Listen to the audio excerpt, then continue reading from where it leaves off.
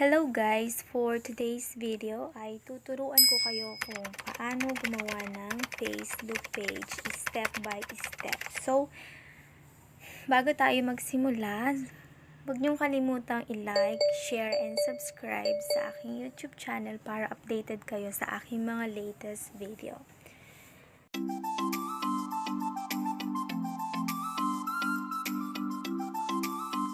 So, gagawin lang natin mag-login tayo dito sa ating Facebook.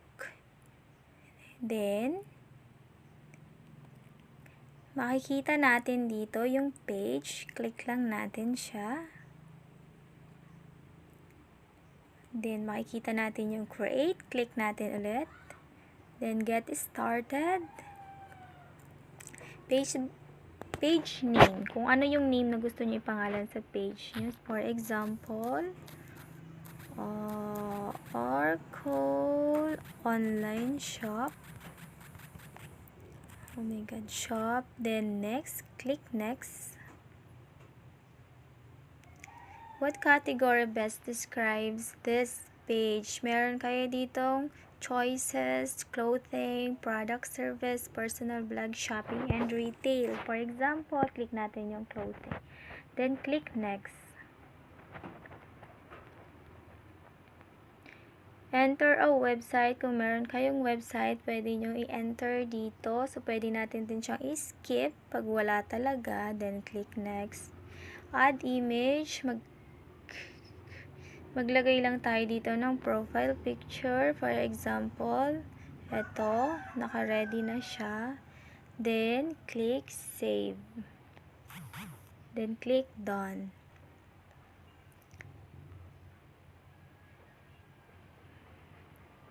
Okay, important next step. Click lang natin yung next. Then, mag-add tayo ng cover picture. Click natin yan din. Click save. So, ayan na siya. Pwede tayong mag-add ng button.